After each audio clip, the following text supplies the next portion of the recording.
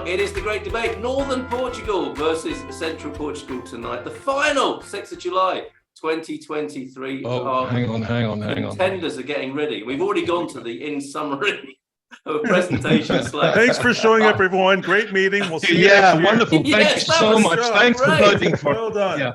You've been spared 57 slides. No, we have Jerry representing Central Portugal, of course, tonight, through successfully to this level of the tournament, and the existing title holder. How are you, Jerry, tonight, and how are you feeling?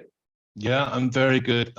Thank you, Carl. I've been working all day on building a swim-up bar in my pool. Oh, really? Okay. Yeah, I've now got it right. It's 2 bottles of beer sitting at the end of the pool. Perfect.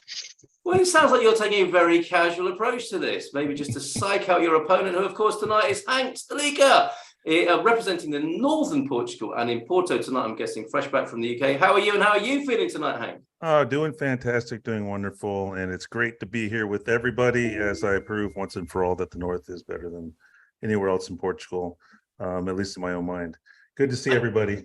Fighting talk from the get-go. So tonight, a presentation, and we'll have Jerry and Hank addressing similar issues from different aspects of Portugal, but taking those issues and having a go at them respectively. So there'll be a presentation and then a chance, of course, for you to ask questions of both of our contenders this evening, and then the all-important vote, which is all set up and ready to go with a new improved version of how we vote and come to the big decision tonight.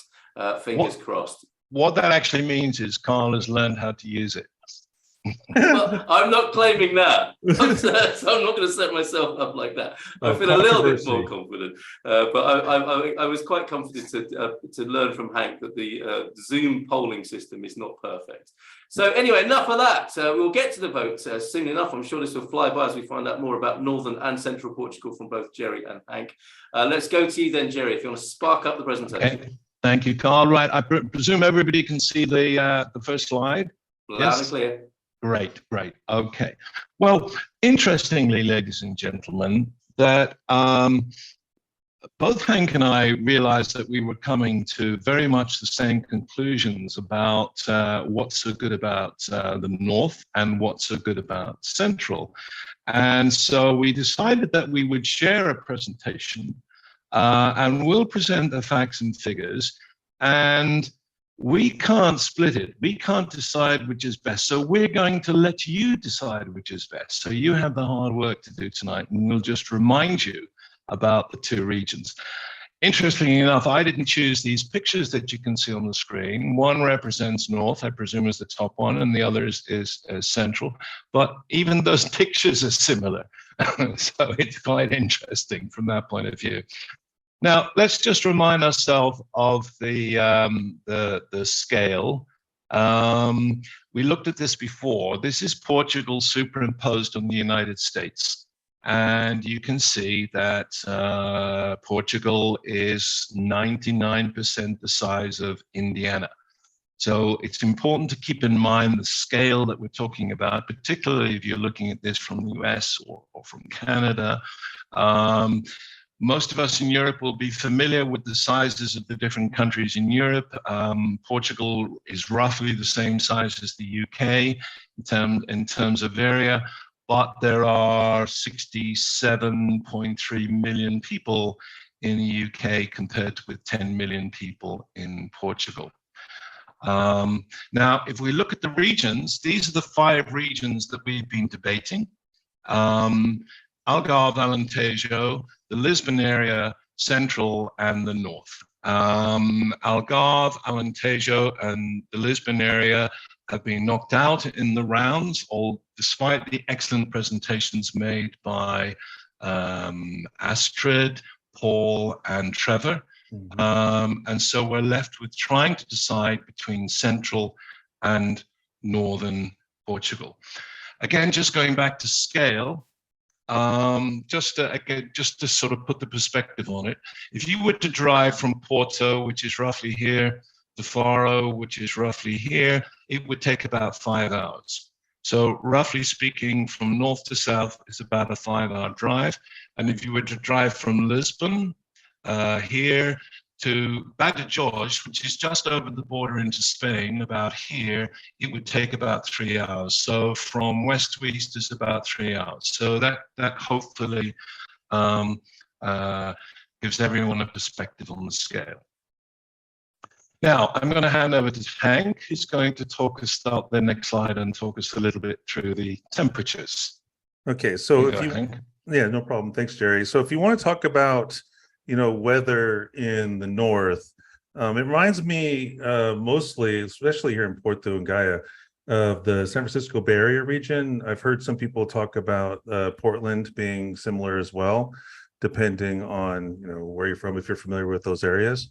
So I can talk about temperatures for the different seasons, right? So if you talk about winter being December to February, based on the research that I've done and experiences is held up to this, that, you can have an average temperature in the range of, 41 to 57 degrees Fahrenheit or 5 to 14 degrees Celsius. Spring is going to be an average of 10 to 20 degrees Celsius or 50 to 68 degrees Fahrenheit.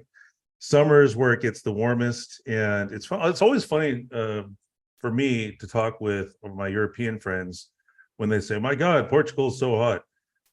Coming from Northern California, where we see regularly triple digits in Fahrenheit, which I guess I don't know what that is in Celsius.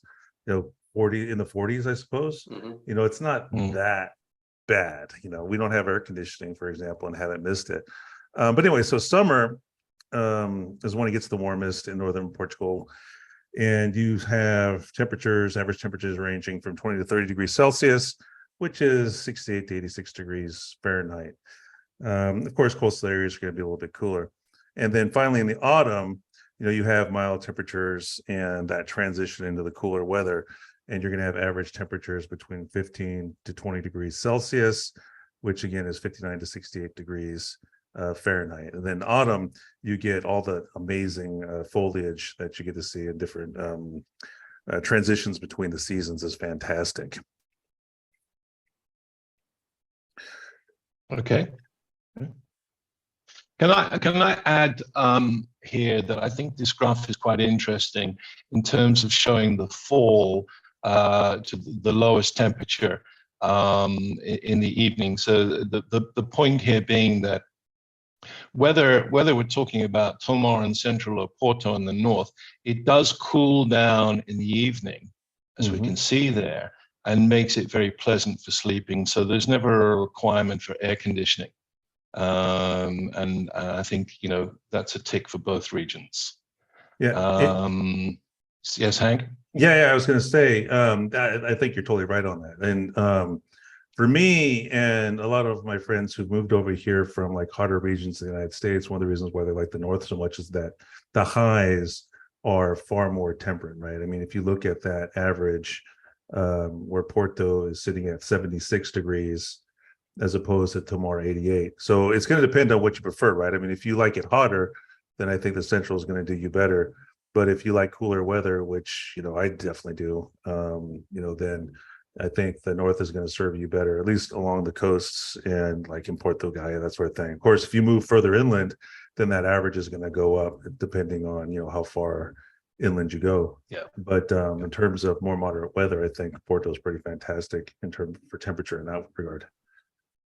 Okay. And the next one, I think, is the rainfall, Hank. Okay. So rainfall in the north, you definitely get some. And we had a ton of rain for this last season. Although the Portuguese people around here say that it was really unusual with the amount of rainfall that they had.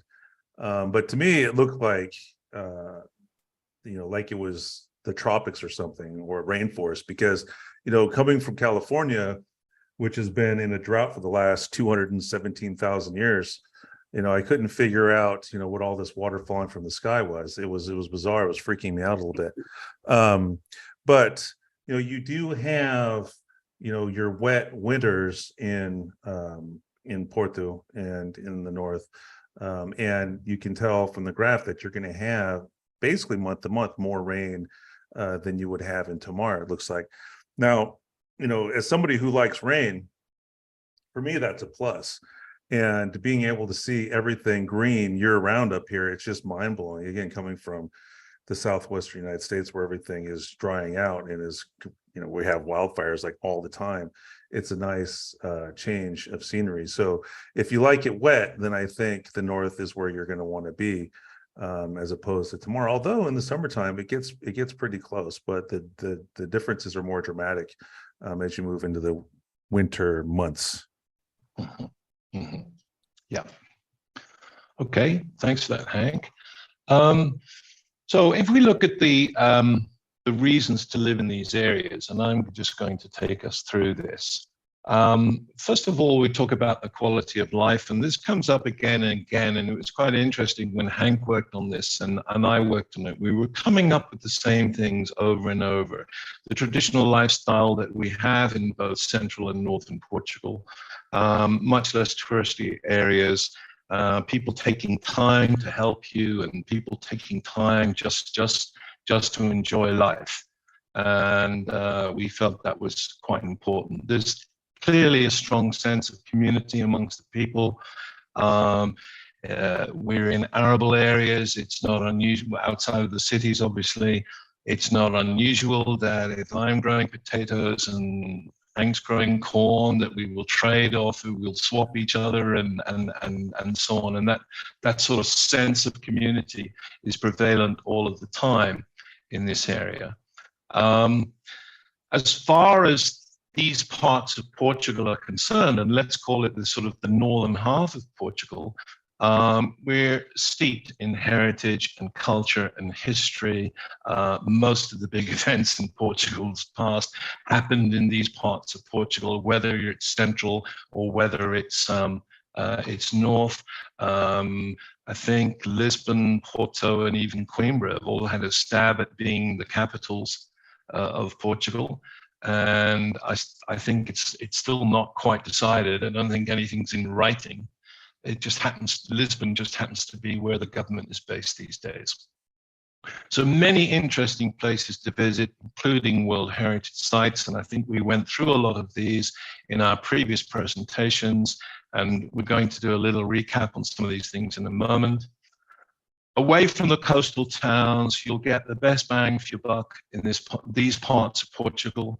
We're going to touch a little bit on property prices, but to give you a feel for what they are. But of course, we're going to look at properties that are turnkey, that you can move into. There are plenty of ruins you can buy for 30,000 up, depending on the state of the ruin, depending on whether you want 4 walls or 3 walls or whatever. But there's plenty of opportunity to buy, and usually coming with lots of land. It can be very traditional. We're going to talk a little bit about the festivals and the festas that go on in and around the two areas. The people we've touched on already, their warmth and their friendliness, and I think make us as expats feel very welcome. I think many of the people in Portugal appreciate that we're coming in, we're putting money into the economy through taxes and through maybe buying up property and doing some refurbishment and things like that. And I think that, you know, even in a small town near to me called Algarve that I drove through today, there must be at least 6 properties that were sort of former ruins that are now being modernized and brought up to scratch and so on. And that only has to happen 3 or 4 more times, and the town will be transformed. And that must be happening in other towns as well, in and around these areas. And finally, and this is something I've only come to realize fairly recently, that it's about life here. It's about enjoying life and the lifestyle. And it's not so much about making money. I've tended to sort of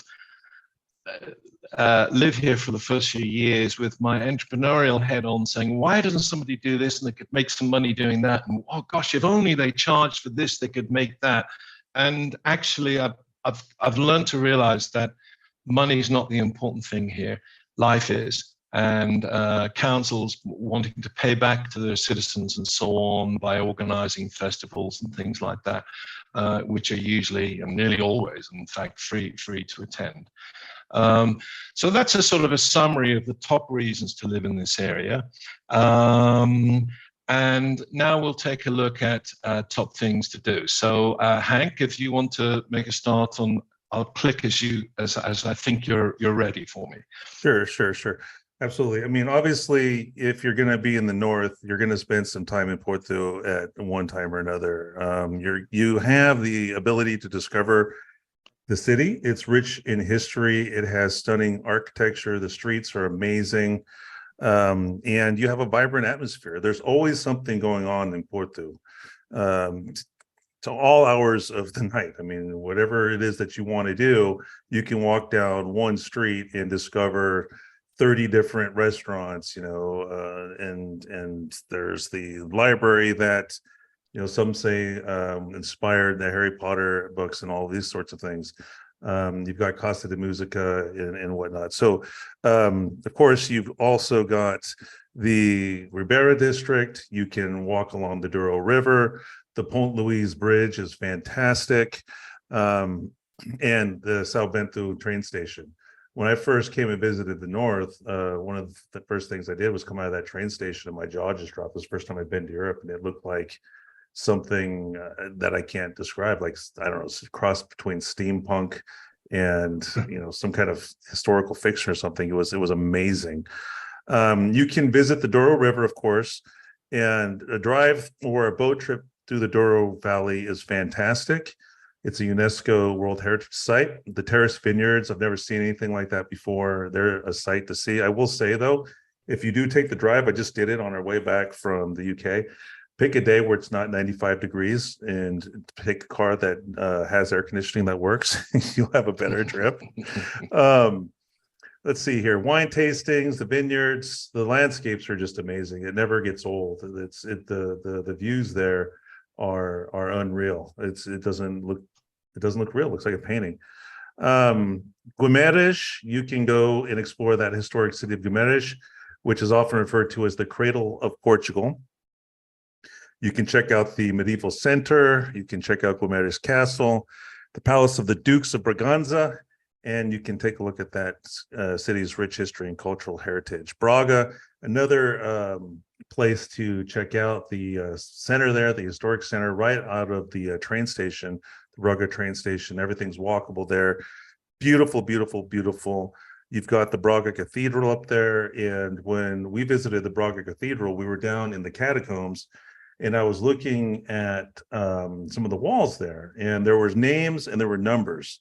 And I was looking at those numbers, and I was thinking, oh, okay, well, this must be plot number 50. And then if you want to see this person's burial site, right? Or here's plot number 55, so go there. No, those were the years that the person was buried. So you've got grave sites that are from 50 AD. So you want to talk about history, you've got history. Let's see here. Bom Jesus do Monte Sanctuary. You've got that stunning staircase there. And just to stroll around the squares and the streets, especially in the downtown area, is just fantastic. The Avenue of Flowers is something that you want to see. Viana do Castelo, fantastic. Went up there for the Christmas markets with friends, and that was pretty fantastic. You've got beautiful beaches, historic center. You've got the Basilica de Santa Luzia, and it's a traditional fishing port there that you can explore. You can visit the Gil Yanis Ship Museum, and it has many cultural festivals. There's a national park in the north, the Peneda Gerês National Park, and I have friends who have hiked it, and they were up there for a week, going from one end of it to the other. The views up there are fantastic. I haven't made it myself, but I've heard nothing but wonderful things about that national park: bird watching, mountain biking, hiking trails, horseback riding, all that kind of stuff you can do there. The historic village of Monsanto has unique architecture and is integrated with the natural surrounding. You've got narrow streets up there. I mean, everywhere's narrow streets, I suppose, but you've got houses built between huge boulders, and the hilltop castle has some stunning panoramic views. Matosinhos has fantastic beaches. So if you head to that town, you can check out the beaches, and surfing, of course, if you surf, I guess. Surfing conditions are fantastic. What's really great about Matosinhos is that was a fishing village, and I have friends that grew up there, and they're multiple generations of fishermen. And the food there is amazing. The seafood there is amazing. I was never a big seafood fan myself until coming to Portugal, which naturally explains why I came to Portugal, right? You don't like seafood, go to Portugal. Doesn't make any sense. But it's fantastic. You can walk down like Seafood Alley there, and you can eat like whatever creature is in the sea, and it'll be delicious, right? Even stuff with feelers. Let's see here. The Barcelos market. So in Barcelos, there's what's known as one of the largest, most vibrant markets in Portugal. It's a bustling atmosphere. You can check out all the products, unique souvenirs, crafts, local products. And finally, there's all of the festivals and events that Northern Portugal has to offer. Too many to count. And I know of a few, but it seems like everywhere you go, there's always some kind of festival going on, no matter where you're at in Portugal. You can just find them by accident, and good luck keeping track of them all. I can't remember anything, and it's hard. It's always a surprise. But a couple that are really interesting that stand out for me is the São João Festival in Porto, which was started when we arrived last year. No, I kid. Our first night here, they had a festival. I had no idea what it was. I was like, hey, Connie, look, they're welcoming us to Porto. What welcoming people they are up here. They have a festival just for us. But anyway, so this festival is traditional. There's parties, fireworks, and people getting hammered, literally. The Romeria de Nossa Senhora da Agonia in Viana do Castelo. That's a colorful celebration of local traditions and folklore, and that actually gets on the TV quite a bit. We saw that last year. They had big time television coverage of that. So these are just a few of the things that you can do. We try to limit it to 10, I think, is what Jerry suggested, because otherwise we'd be here all night, and you could talk about all these festivals forever and a day. And there's something for everybody. Family-friendly atmosphere at all of these places, because Portugal is a family-friendly place. So you know that you're going to have a relaxing time, a good time, in a safe environment. Thanks, Hank. You're welcome. Hank, I think Barcelos is the home of the cockerel as well. This fellow, right? Yeah. Okay. Yeah, I think that's where he's. Okay, well, let's look a little bit at Central. Now, I've talked about in the past round when we debated Central versus Algarve, I talked about the many interesting towns. I think I listed 10 towns, all steeped in history and culture, and all something unique about them, from Aveiro, which claims to be the Venice of Portugal, which I think is a little bit of a stretch, and I can never pronounce this properly, Golgar, which is the horse center, and for 51 weeks of the year, the town is just a dead town, and then 1 week it comes alive, and anything and everything there is to do with horses, with buying horses, with riding horses, with it just happens there, and it's just amazing, and totally unique. I've mentioned the schist villages in Central. I think there are about 7.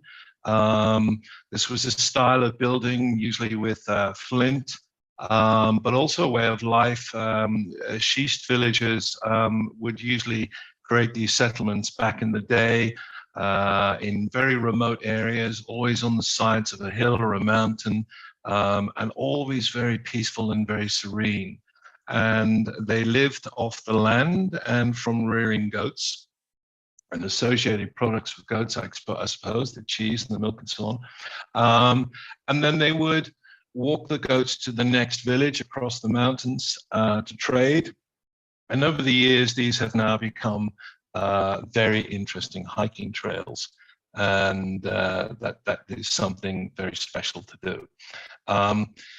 As well as all our wonderful coastline in Central, we have secret river beaches where you can get to swim in fresh water. And they are a secret because we don't want anybody knowing about them. So it's your challenge to find out where they are. But, you can usually get something out of me for the price of a cup of coffee or something. Lots of Roman ruins. One of the best preserved Roman villas is not far from Coimbra.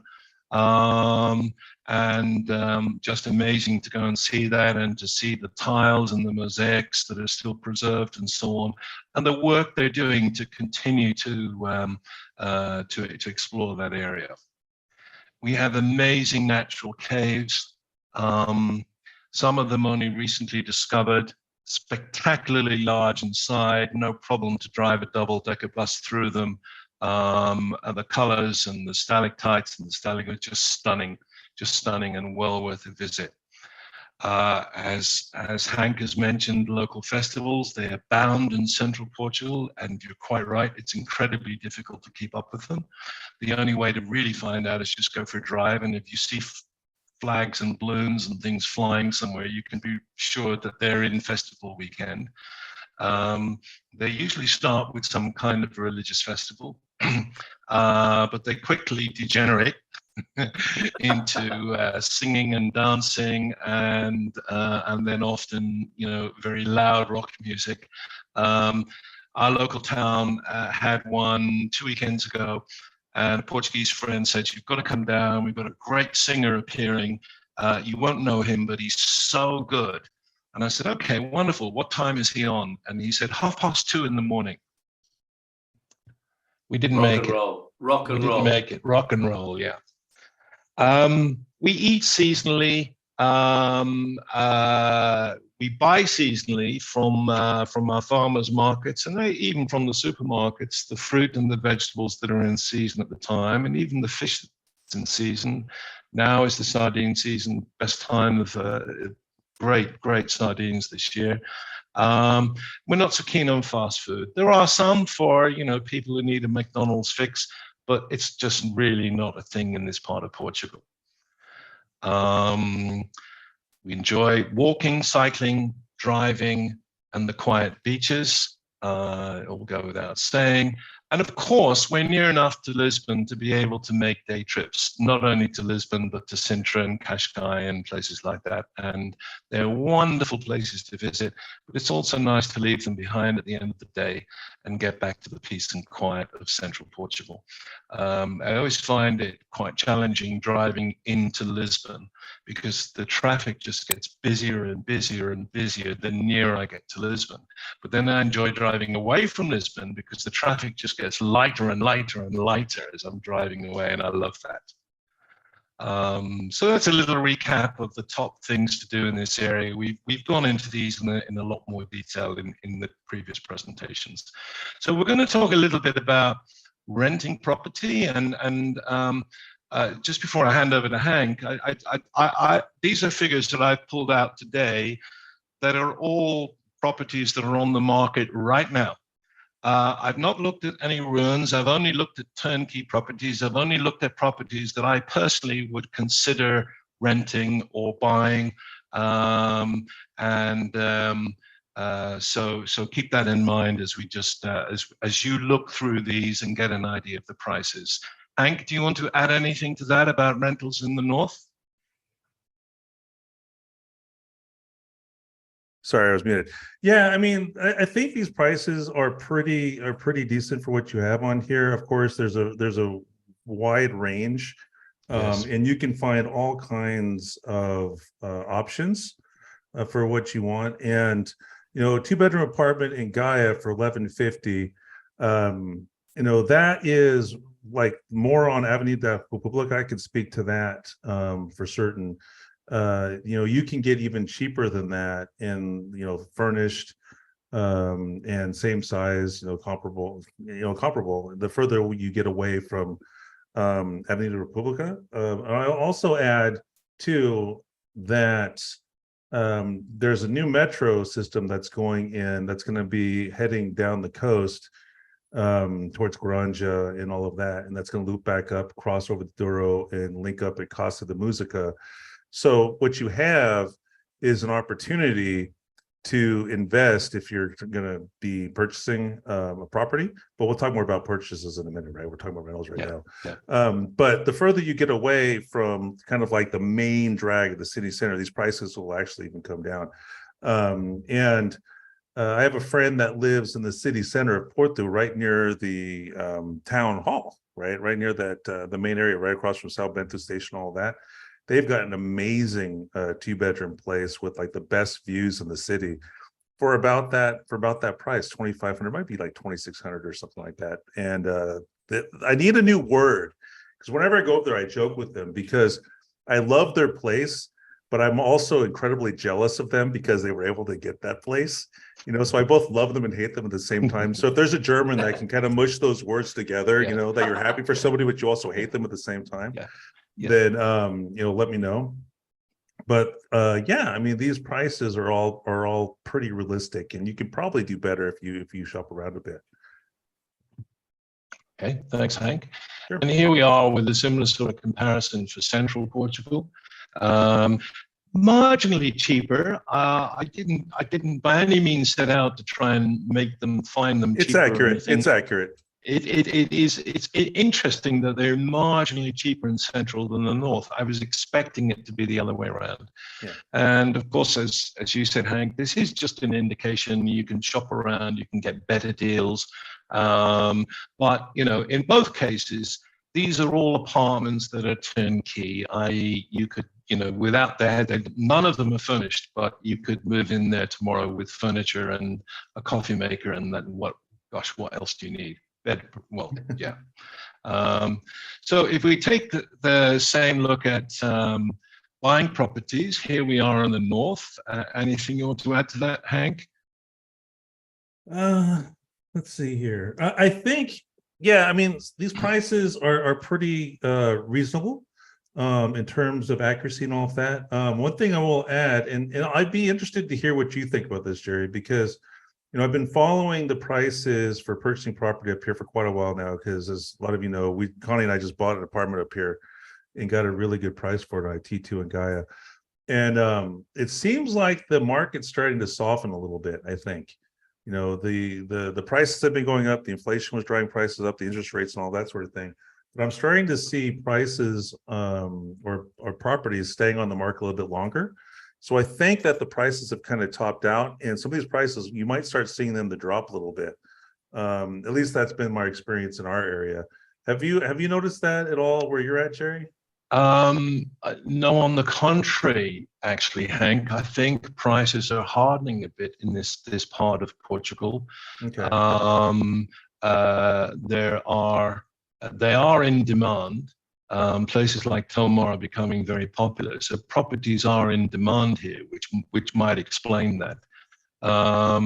And here we have an example of prices of property in and around central Portugal.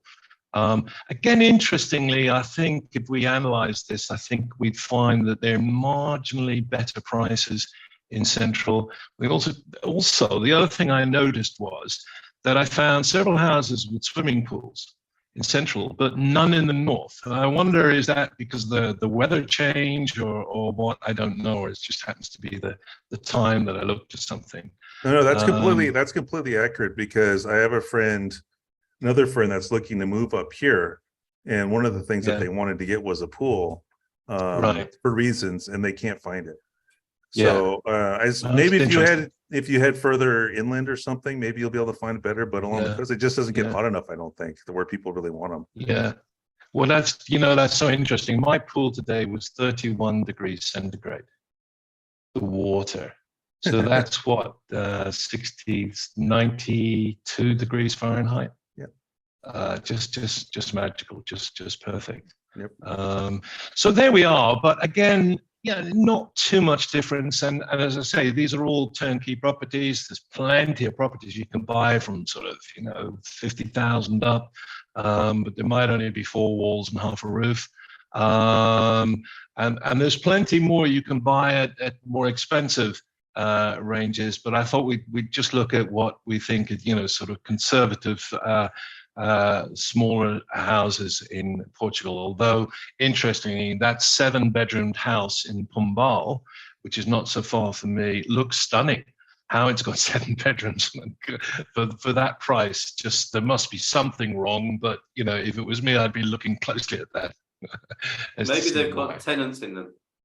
It could be. It could be. Haunted. That's something like it. Doesn't say anything like that, but who knows? Who knows?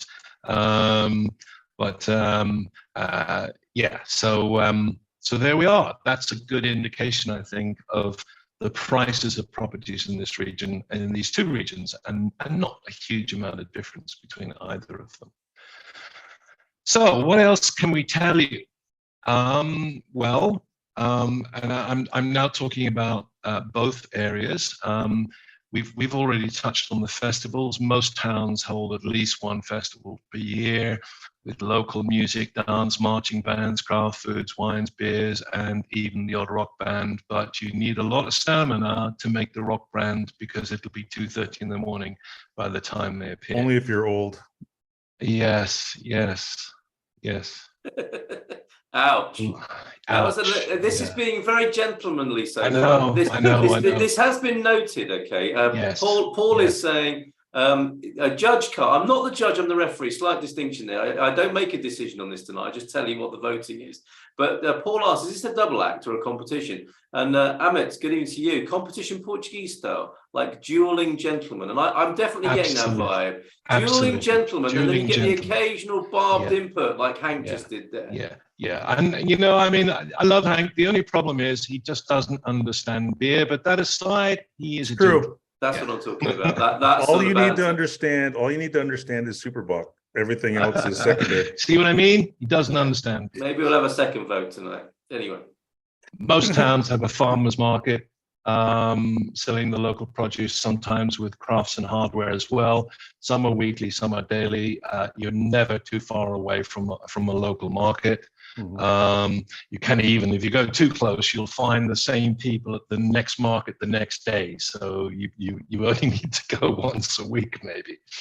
I say this every time, but Portugal has rekindled my love of driving, because it's such a pleasure with the road network here. Everything is in good repair. The traffic is amazingly light, and it's fun to just go for a drive and get an ice cream and get a bit lost. And one of the great pleasures I find, and I've done it in the north, I've done it in central, and it's equally pleasurable. We have an abundance of walking, cycling tracks, plenty of groups to join, or just do it on your own. Whether Hank mentioned the national parks, I mentioned the sheesh villages. Most of our towns and small cities have nice parks as well, and there's always good walking paths established in those parks. Cycling is becoming massive in Portugal. Yep. I believe Portugal is now the largest manufacturer of bicycles in Europe. I believe it. The Gaia's, I can speak for Gaia too.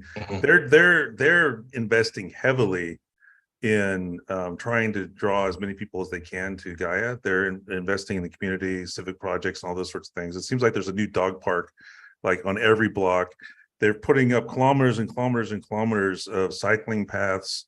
The civic parks, the parks that they have here, they're building them constantly all around Porto too.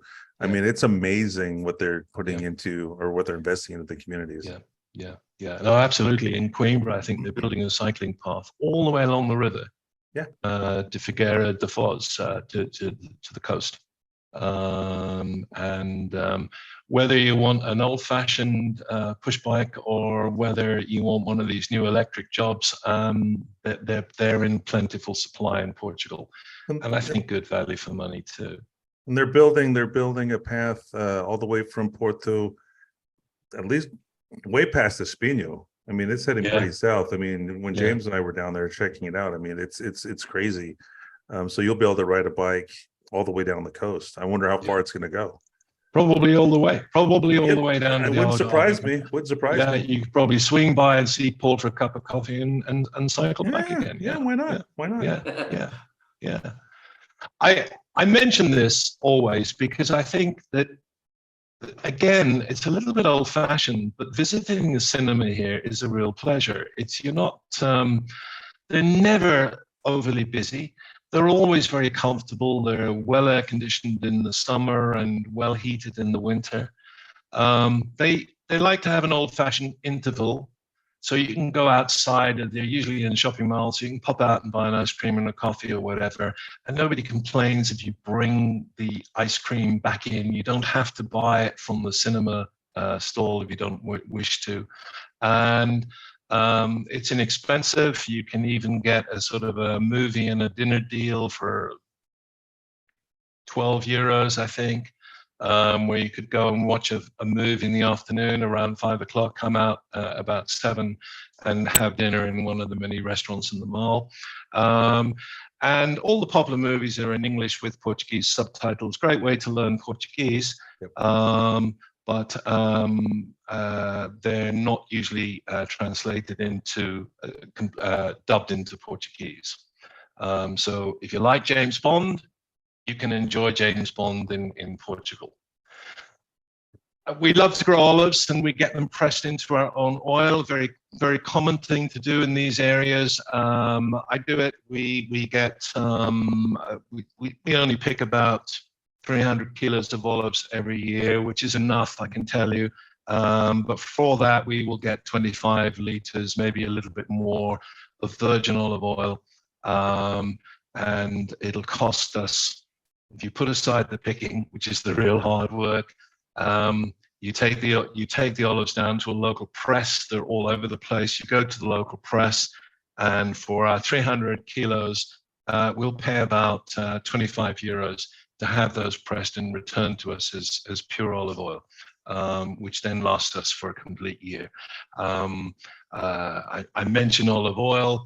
Or sort of olives, but of course, growing fruit and vegetable here is a real big thing. In my house, we have orange, limes, lemons, apricots, peaches, apples, the odd cabbage maybe as well. I mentioned this already. We eat seasonally with very little processed food. Fast food is not a thing in northern area or central. I mentioned previously the wonderful prato de dias that are put on by the local cafes and restaurants, where you can have a 4-course lunch for maybe 10 euros, including wine, with obviously with some limited choices on what's available, but it is all freshly prepared. There's no processed food in there, and it's home cooking effectively from little family-owned businesses. And that's a very pleasant way to spend a few hours. I'd like to let me say something yeah. about the fast food really quick, just as an interesting aside. Sure. I think the younger Portuguese, they like the fast food a heck of a lot more than their parents do. Yes. This has just been my experience in the north, and as somebody who's come from the United States and has eaten fast food in the United States, maybe too much, then tried it here. The quality is better. I think the EU food standards are better, and I think the fact that everything is so much more fresh here, it's going to be less processed. I mean, you talk about fresh food, it can't not be fresh in Portugal. I mean, because you're like, oh no, I'm going to bring in this food, I'm going to ship it up here from Lisbon. It's going to be on a truck all of 3 hours. Yeah, oh no, right? As opposed to the United States, where it's across the country, days and days and days. So I say all of that to say that some of the fast food here is edible, whereas in the United States, I'm thinking Domino's Pizza. Domino's Pizza in the United States is freaking disgusting, but here it's not. It's edible. Well, thank you, Hank, for taking one for the team and doing that research. I did do the research. Well, I suppose that the Portuguese fast food would be a bitoque, right? Which is a grill or a bifana, grilled pork in a bun, maybe with some onions, or possibly with a fried egg. That would be the sort of the understanding of fast food here, wouldn't it? Outside of McDonald's and Burger King and Domino's and all those things. Yeah. And you're right. If you go to the McDonald's and the Pizza Huts and what have you that are here tend to be inside of the shopping malls. Yep. And if you go any time and look, it's the young people that are queuing up to place their orders. And we get tourists at that McDonald's in Porto, which is like the most famous McDonald's in the world or something. I've never been in that one, but Yeah. Yeah, it was it was a what? Yvonne, do you remember what that McDonald's was? It used to be like a Cardinals palace or something. Yeah, I don't know. It's yeah, the most beautiful McDonald's in the world or something. That place will have a line up the street just because tourists want to see it. I've never been in there myself, but anyway, I don't know why I brought that up. Yeah. Oh, well, there you go. Well, Oh food's yeah, important. yeah, Food's yeah. So we're talking about two of probably the most traditional regions of Portugal. For all the reasons we've already said, we're not swamped by tourists. Of course, we get tourists in places like Porto and in Tomar. Tomar right now is gearing up for its big week. It's already started, the Festival of the Trays. There are all sorts of events going on. I've been looking at pictures of the town today. It's decorated. Every street is decorated in flowers and all different themes and so on. We're going in tomorrow afternoon to walk the streets and to watch the horse carriage parade at 6 o'clock. And then everything will culminate on Sunday afternoon with the Trays Festival, where women wearing traditional Portuguese costume will wear these hats, which are as tall as they are. And the hats are decorated with bread and with flowers. And it sort of has links to harvest festivals, spring festivals, and probably there's even a pagan festival rolled in there as well. But something like 1 million people will visit that festival. It only happens every 4 years, and this is the week. And how much more traditional can you get than that? Amazingly, 1 million people will visit. Probably by 6 o'clock on Sunday night, the town will be back to normal. They'll all have left. Well, and you have an incredible diversity with the different festivals too, right? I mean, that's amazing. Yes. What you're talking about there. And when I was up in Viana do Castelo for the Christmas festivals up there, they have I don't even know what they call it, right? But they have these dancers up there with this dress that looks like, I don't know, a cross between Scottish and Portuguese maybe. And it's a strange thing to see Portuguese people playing the bagpipes. Yes. Right. But it's a big part of the culture in the farther north. And it's just, you see that banging the drums, marching around, and the ladies and they have the hot spiced wine, which is awesome. It's just, pick a town, you're going to have some unique experience. It's going to be fantastic. Right. I think the areas of northern Spain and northern Portugal were settled by Celts. Yep.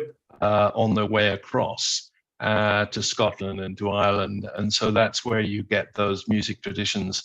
And I think that's very interesting because, you know, I've said so many times, I'm an Irishman, and I've said it so many times that Portugal is like Ireland but with sunshine. And you know, that even translates to the music. And you know, I'm not a huge fan of Irish diddly-eye-do music, I have to admit, but a lot of Portuguese music is similar, and the instruments are similar. And I suppose they're instruments born out of, you know, from you know, poor people's instruments. I suppose that's where they come from, I think. So, but there are a lot of similarities. And as you say, the bagpipes are one, and I think also one of the drums. In Ireland they call it the baron, and I think they have a similar drum in Portugal. Yeah, I think so. So very traditional. Most importantly, warm, friendly people that will go out of their way to help. If you try to speak to them in Portuguese and you're struggling through, they'll very quickly switch to English, and just to get the job done, and they won't be upset about that. Nevertheless, I think it's important to be able to say a few words, if only it's your pleases and your thank yous in Portuguese, but it is important to do that. But the people are extremely warm and friendly. And I think, as we said at the beginning, we take time to live. One of my colleagues at Expats Portugal said recently that you never see anyone in Portugal walking around with a Starbucks in their hand, and I've looked and looked and looked, and they're so right. And no matter what brand, I don't see people walking around with coffee. We take time to have a coffee. If we're meeting for coffee and it takes an hour or 2 hours, it doesn't matter. We'll sit down and enjoy our conversation in a cafe, and that's a way of life in Portugal. We take time to live. Well said. I'd like to add just a couple of anecdotal things here that I've noticed up here in the north too. I know it has to be the same where you're at, Jerry, because it's around the country. But a couple things, especially when it comes to learning Portuguese, right? One of the reasons Connie and I chose where we live in Gaia is because far less English is spoken here, so you have to learn some Portuguese. And the wonderful thing about it is, I tell people all the time that if you're going to learn Portuguese, you've got 9 million tutors outside your front door, right? So just go out and talk to people. And, every single time that I've tried to speak Portuguese with people, they're very accommodating, right? Especially since that we have no choice, right? They're not going to, where we live, they're not going to be able to switch over to English as well. And one of the things that I've discovered about myself is that I follow Português como Capitão Kirk, right? Because I'm having to think about how to translate it. And then, as I'm doing that, the Portuguese persons, they're like leaning in, and they're like, is he going to get it? Is he going to be able to communicate? Sitting in the line at the grocery store, and I'm just trying to tell them that meu NIF está no Hotel Continente, right? I'm just trying to say that my NIF is on my continent card. And as I'm trying to get it out, there's the old ladies in the line. They're all looking. They got a smile on their face, like, is he going to do it? Is he going to do it? And then when you finally get it out, they're like, yeah. They're celebrating with you. They're so happy. And I have a look. And so they don't expect me to be speaking Portuguese at all. And so it's a double pleasure. And then they'll always, give you a hint, como se diz dog em português, por favor. They'll say, oh, cow, or whatever. Then they're never mad about that. And another thing, taking time to live. You tell me if you've noticed this, but, I walk around the town and you look at different shops and there'll be like one person there, or, they'll just be the shopkeeper and they'll be there for hours. And then someone will finally come in. You're like, how the heck do these people make any money? Yeah. How are they staying open? And I was talking with somebody, I can't remember who it was, but they try to put it in perspective. Here money isn't the end all be all, right? A lot of Portuguese people, they'll just prefer to be able to say, oh, well, come on over to my shop and hang out. We'll talk about whatever. Oh yeah, I sell this, I sell that. They're like happy to be in business. It's more like something to do for social reasons, it seems like. I mean, that's what it looks like to me. It's not about money and everything, which sounds weird coming from an American, right? Where it's all about money, UK, money. Here, it's more about people. And so if that's something that appeals to you, then Portugal's the place to be.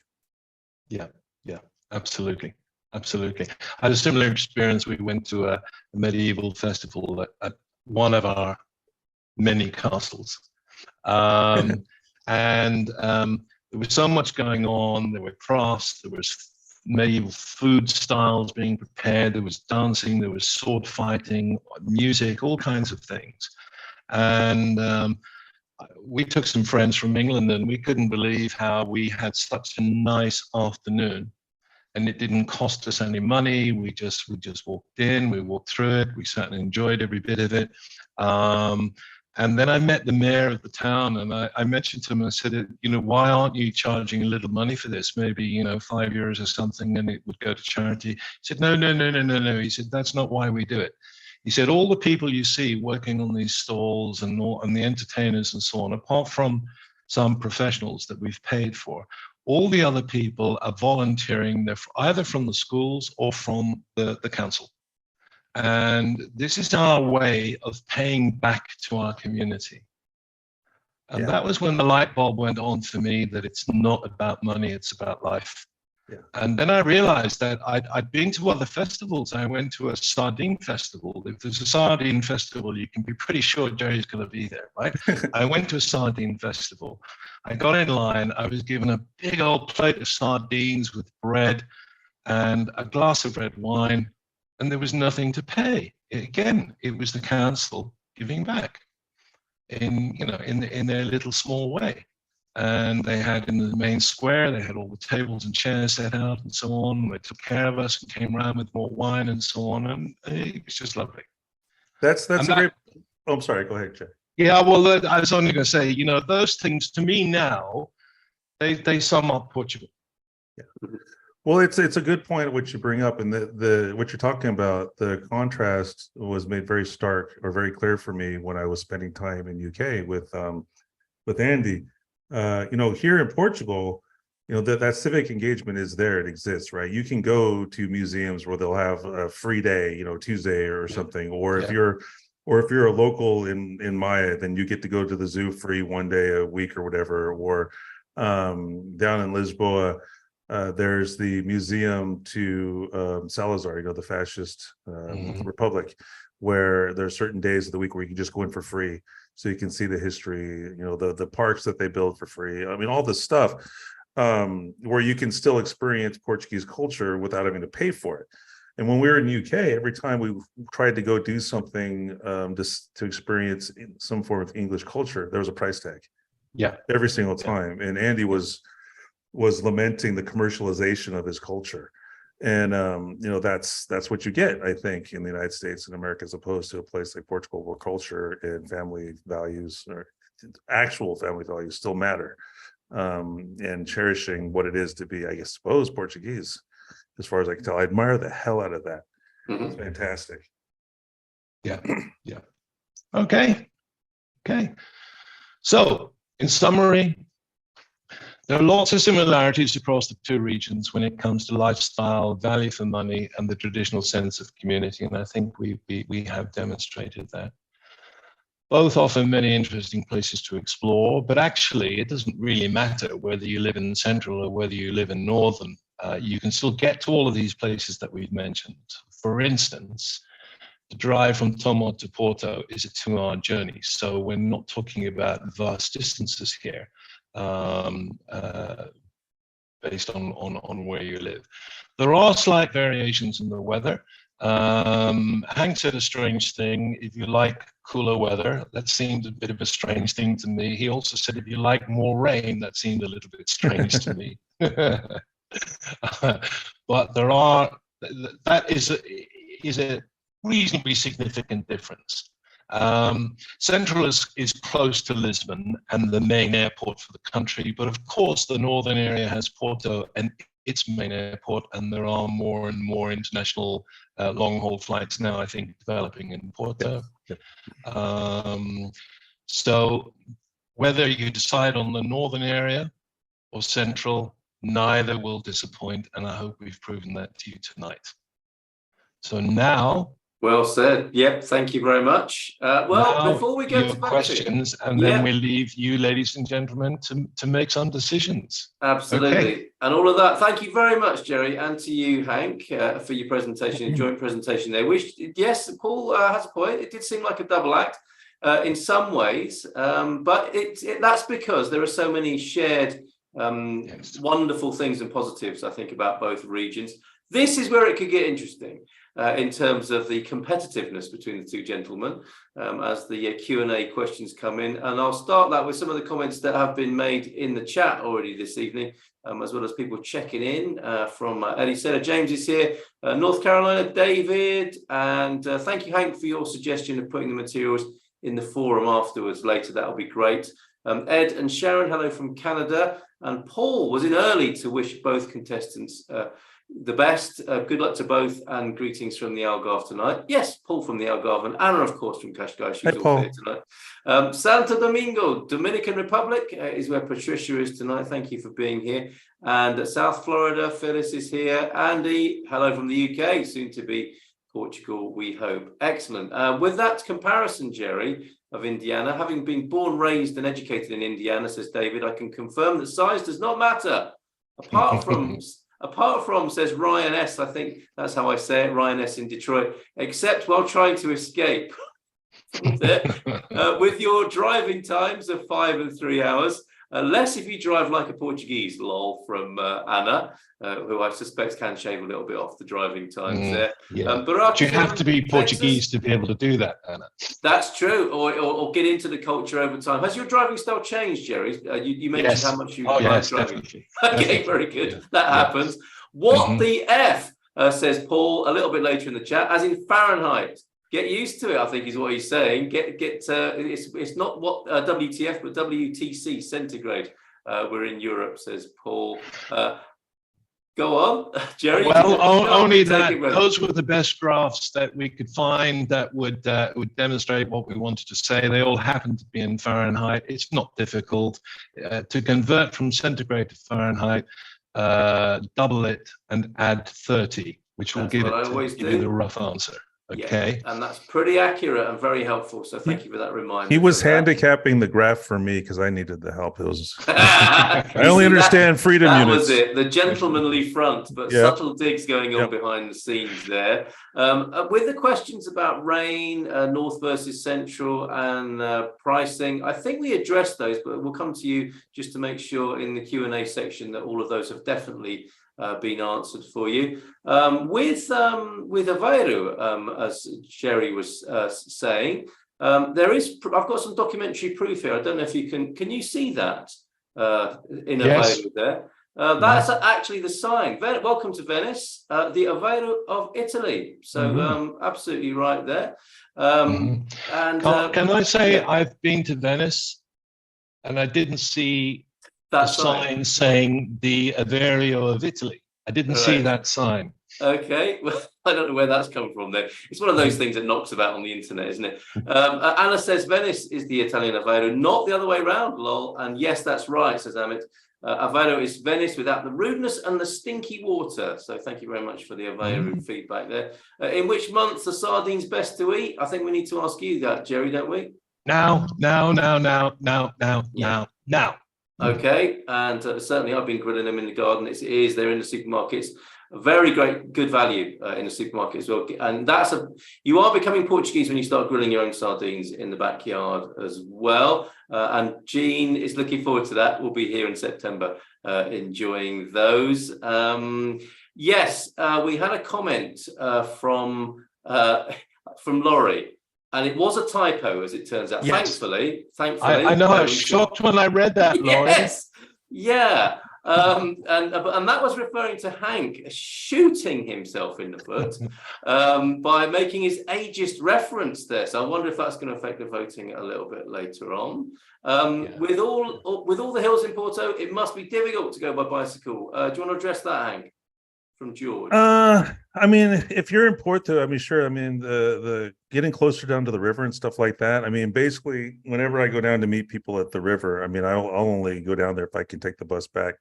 But it depends. It depends. I mean, and the further north you get, I mean, because the north isn't just Porto, right? I mean, we have lots of friends, even with mobility issues, who are doing perfectly great in Póvoa de Varzim, Vila do Conde, in those regions. Matosinhos even is pretty flat. Better, isn't it? It just depends. You've got electric bikes. You've got electric bikes and scooters in Porto, haven't you?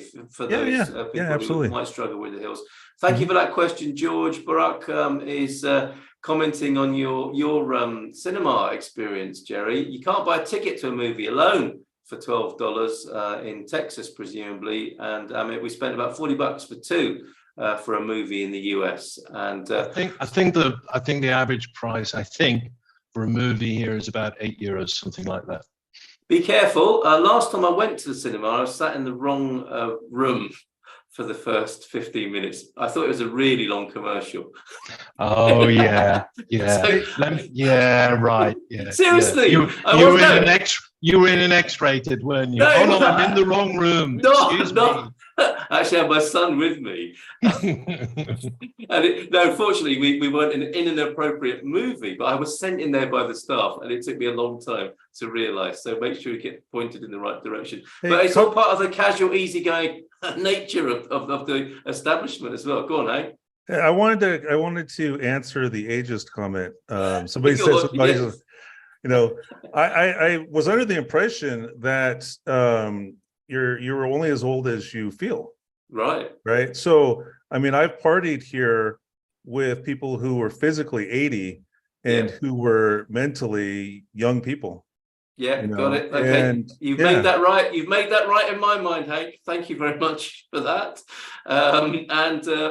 David is supporting your fondness for the Superbock, especially their stout, which is a good beer, I would say, from time to time. Nice and a cool stout, Superbock style in this sort of weather is great. Fast food relatively expensive though. Yeah, that is a good point. Thank you very much for that, Amit. I gave up nearly all fast food, says James, in the US, but now I'm beginning to think that I need to visit each franchise in Portugal for my very own personal research. Do you know what? I think you gave a lot of people license to return to their guilty pleasures there. So thank you for that. Bagpipes, Galician influence, I think, certainly Celtic influence there. And there's a melancholy, says Ross, to both cultures' music. Many similarities, friendliness, good food, great scenery, but perhaps not the weather. As Jerry said there, Portugal is like Ireland with sunshine. And Marcia is trying to get her husband a pipe major for the Airdrie Canada Scots Pipers and Drums to learn some Portuguese pipes. That sounds amazing. Thank you very much. Noticed on Idealista that rents on commercial shops properties appear to be surprisingly low. Maybe that's how people can afford those overheads that you referred to, Hank, where people seem very happy to be sat in a shop with not the sort of footfall you might be expecting. Or museums, says Anna, that are managed by the Government Heritage Association have free entrance a Sunday every month. That's wonderful as well. The Dream Team link is in there. That's at 9 o'clock, 20 minutes to go. We've got to get some voting in and some questions. James reminding us the best place to live is the best place for you. Would anyone like to ask a question directly of these gentlemen? Stir it up a bit tonight of Jerry or Hank. Unmute or put your hand up now. Okay, Andy, go ahead. Andy, are you there? We'll take Patricia's question while we're waiting for Andy to unmute. Hi, I'm Irish, by the way. God bless you. Listen, the smaller places, Aveiro, Leiria, Coimbra, I was wondering how big they are in terms of population. Are there a lot of things to do there? And what do you think one-bedroom apartment rentals would be? Because I'm thinking of moving to Porto. But I'm just wondering now, the central region looks pretty good too. So you've been turned a little bit tonight, Patricia. Thank you for joining us. Gentlemen, you want to address that? Probably Jerry first. Well, actually, Jerry needs a little bit of time because I've got some stats on the population, so I'm just going to look them up. So perhaps, Hank, could you go first, please? Yeah, I can speak a little bit to that because when Connie and I went on our scouting trip, we spent some time in Aveiro and Coimbra. And they're smaller than, say, Porto, or certainly than Lisboa, right? But I really liked Aveiro. That was the first place that I seriously looked at moving to because it was big but not too big, and it's a college town. And every time we've been there, we visited multiple times. There's always something going on. They've got free concerts. They've got holidays. I mean, it's as busy as you want it to be. And Coimbra, of course, is a college town. It's a little bit bigger, although Coimbra is a lot hotter, it seemed to me. So I think that those towns are not too small. Leiria, even. I have a great friends that live in Leiria, and I've been down there quite a bit. You know, they've got a football team down there. They've got a great market down there. It's smaller. It's a little bit slower.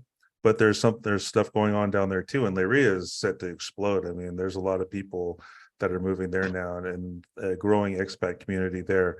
I'm not sure exactly what the population is in those areas.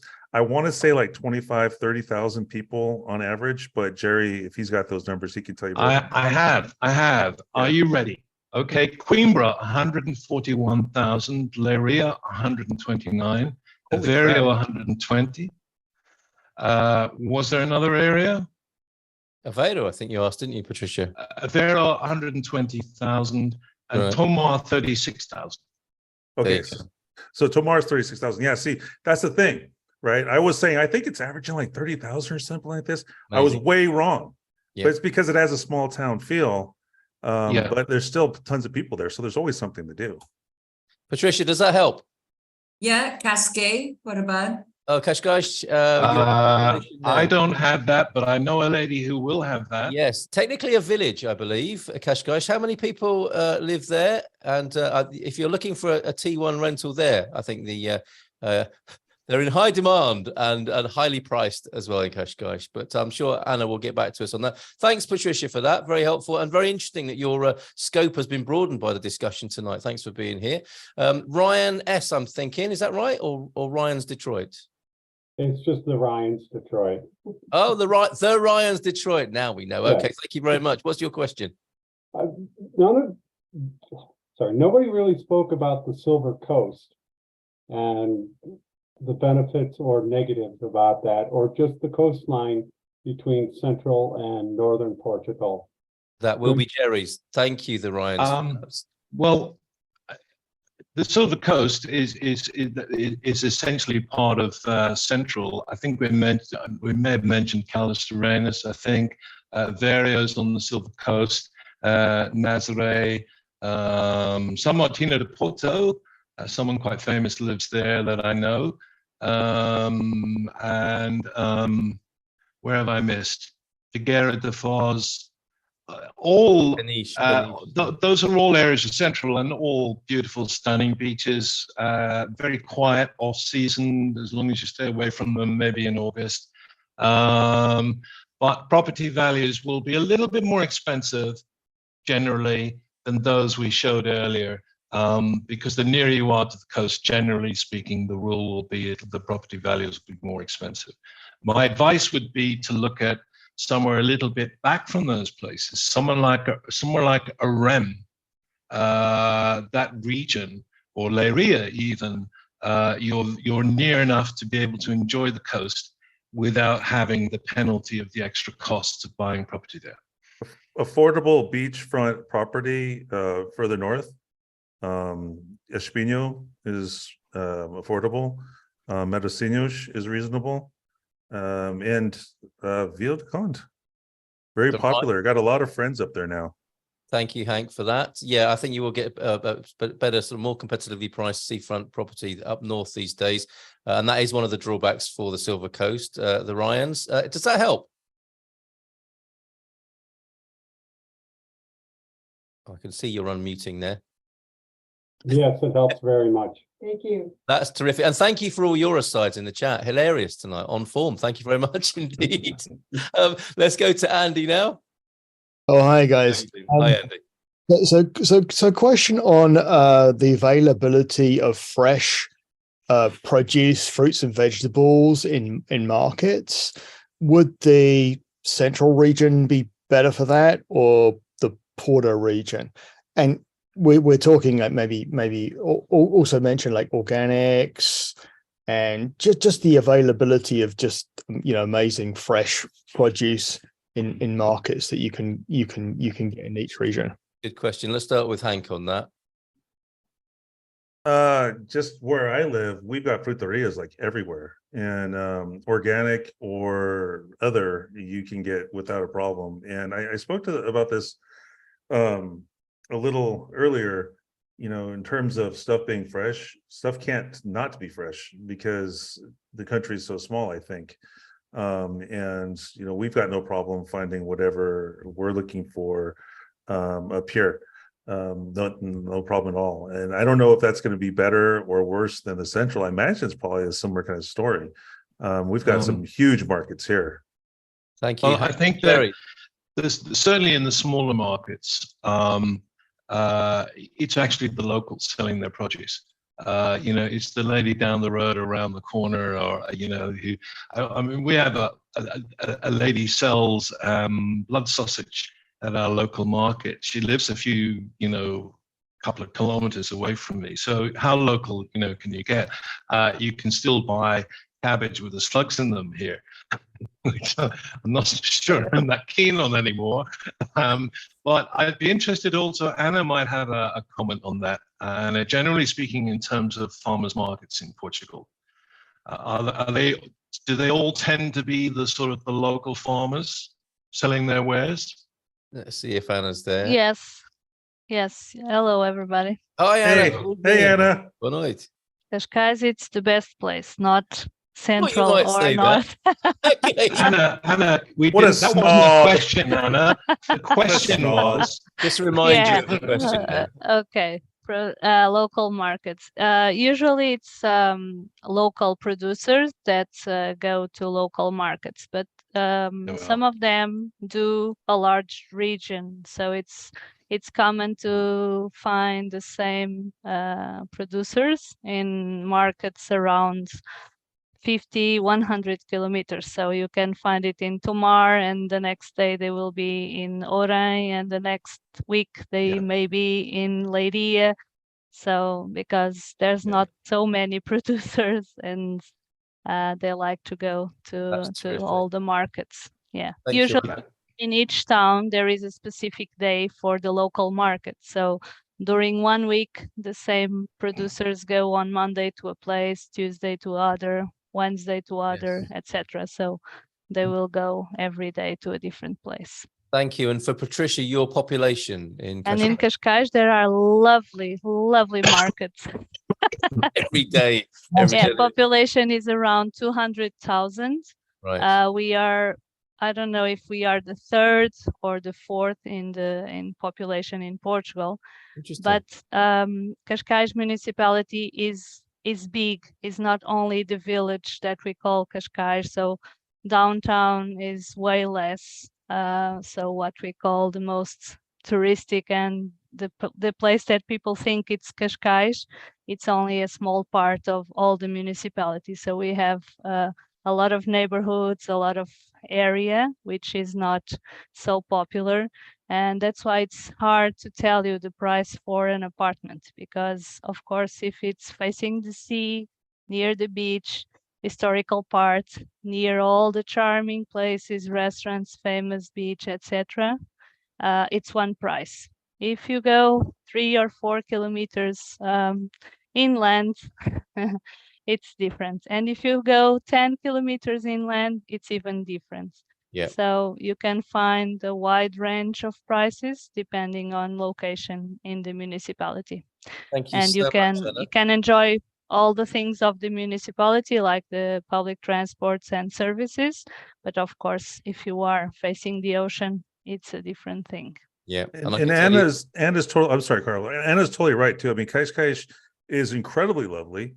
It's fantastic down there. It's just slightly less lovely and fantastic than the central North Shore, which in turn is slightly less fantastic and wonderful than the north.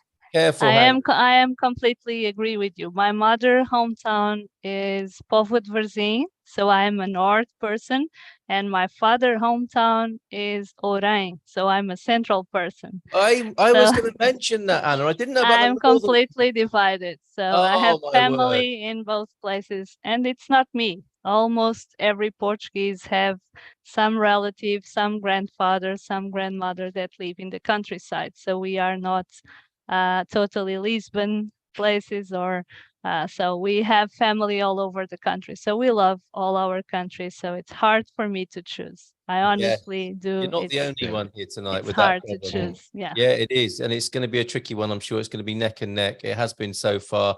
And Connie was Yes, I love Algarve too, Paul. How do we vote? No family, but holidays. Yeah, I love to go there. It's so difficult. I love to go. It is so difficult, isn't it? Yes, how to vote in capitals.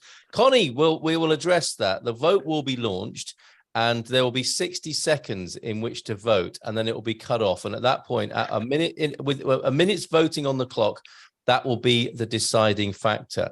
So we don't get into the hot water we got into last time with that. And I'm going to take it right to the wire. We've got the dream team at 9, so we've got a few more minutes to ask, squeeze in a few more questions. Given that we've got this fantastic context and situation here for answering questions about Central and the north of Portugal, let's proceed with that. Andy, I think that helped with the produce. One drawback for you in Central, Jerry, I think, is the inability to get fish further inland. Is that fair? Yes, it was quite a surprise to me, being a lover of fish, and one of the reasons I came to Portugal, that Portuguese people tend to associate eating fresh fish in the sea air. And so for good quality fresh fish, you have to be in the sea air. You have to go to a coastal area. Inland, it probably stems back to the days before it was difficult to transport fresh produce around. So inland, they tend to be more towards meat than fish. Thank you for that. Right. Yeah. Let's get to as many as we can. It's changing. Okay. It's Slowly. changing that. Yeah, it is. Yes. And you also have a lot of places inland that have river fish. So it's Yes. different. Yes. And of Yes. course, Yeah. bacalhau, it's available everywhere because it's frozen. Yeah. Yes. Yeah. And Yes. well preserved. I know you like it. All love right. it. I love it. Michelle Yeah. is asking, thanks, Anna, for that. And thank you, Jerry. What would you say is better for families with teenage kids? Can you be brief, please, Hank? Better for families with teenage kids. Out of the two, Central or Porto in the north? It's hard to, I can't really say because I was never cursed with children. So I mean, in terms, I don't know. I can't answer that. I really can't. Let me.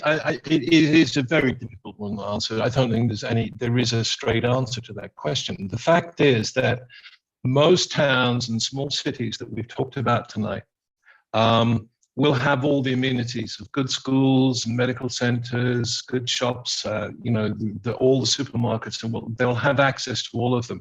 So there's not very much to choose between the different areas. Something that is becoming very popular is the Brave Generation Academy schools that can actually teach the American curriculum, if that's the right word to apply, and they teach in English, and they have 30 odd, I think nearly 40 hubs now around the country. And so if that was of interest, that might determine a town to need to, so that you're close to one of their hubs. Well, I will say that the University of Porto has an excellent reputation internationally, and also the University in Braga, which I can't remember the name of right now, has a really good reputation as well. So for college, the North is fantastic. All right, thank you very much. One more question, because we're running out of time, fellas. This is a good one from Barack. Does one area have more days of sunlight over the other? Central probably has it, right? Yes. Yes. Okay. Yes. All right. Sorry if I didn't get to your question. We're running out of time, and we're going to do the Dream Team session at 9 o'clock. We're going to launch that poll. Jerry's going to do that for me, and he can't vote. The co-hosts, which Hank and Jerry are. In fact, let me make Hank a co-host now, so he absolutely cannot vote. They can't vote on their own presentations. What about the two? What about the two votes from Dwight and Gail, Carl? We can't. I'm sorry. No, I can't. I know they were for you, Jerry. They're very keen. They've emailed me as well. Is that why you're asking? So, Jerry, if you could please launch the vote now, and I'm going to start and give it 60 seconds. Ready? 3, 2, 1, launch. All right. Thank you very much tonight. Can people see that on their screens? Because I can't see it on my. No matter. Okay, we've got a thumbs up. The host and co-host can't see this, which is very exciting. I can't see it either, so I'm going to have to go. I can see it. I can see it. I can see it. Oh, we're neck and neck. Wow. I thought this might happen. Great information tonight. It was affirming, inspiring. Do we see you? Was it controversial enough to split the vote? We need Dwight 30 seconds to go. 30 seconds to go. Dwight and Gail's vote. Final vote in. Porto gets my vote. Connie, you've got to press the button. You can't just say in the chat, please. 20 more seconds to go. And both Hank and Jerry can see it, and they can tell me. Go Central, says Barack. Go Portugal, says Andy. What button, says Connie. Look at this. Carl, this is the Brexit vote. All right, here we go. Do we have a one? And that's it. 60 seconds. What have we got? Well, we've got Central with 48%. No. And Northern Portugal with 52%. Wow. Do we have a new champion? Oh, wow. Look at that. 15 people voted for Central and 16 people voted for Northern. Hank, you've got Connie sitting there, haven't you? Did you vote, Connie? Oh, she couldn't get in. She didn't have the link, so I would have won by 2.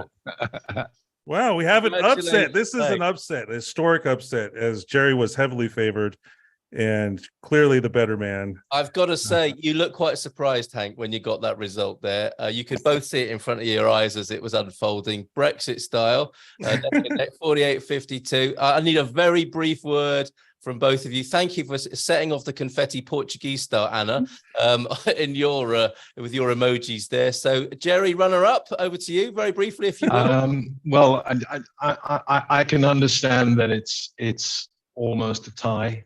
Not neither Hank nor I could really separate the two regions. So whether you live in one and visit the other, fine by me. I think they both equally have a lot to offer, and overall, these are the best two regions of Portugal. All right, and maybe next week we'll see a Miss World style passing of the crown from Jerry to Hank. Yes, in their swimsuits. I'll definitely pass something for you, Hank. Yeah. Okay, back to Laurie's comments, maybe. Hank, congratulations, if you will, briefly accept the honor. Somebody is saying in the chat, poor Connie, Hank may be hard to live with now. She always was. That's nothing new there. Nothing new. Congratulations, Hank. In all seriousness, good job. Thank you. So, yes, well done, Hank. Yeah. So I was just going to say that, considering how big of an underdog I was, this is a crushing defeat for Jerry. And but in all seriousness, now we see it. Crushing. One vote is crushing. In all seriousness, really? No. Yeah. Have you been to the Donald Trump School of Voting? Let's not go there.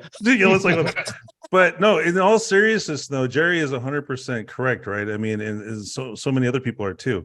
You know, you have to find a place that's going to speak to you, and every place has got its upsides and its downsides, and it's who's to say that you're wrong if you feel better in one place as opposed to another. And so long as we all learn something tonight, we all won. I think absolutely. Very inspiring, very affirming about Portugal. Great job, gents. Recount, says Paul. And a great presentation, both the winners, which I would agree with David. And of course, returning to James's words at the beginning, the best place is the best place for you. So bear that in mind. I'm going to put the Dream Team chat, the Dream Team link in the chat.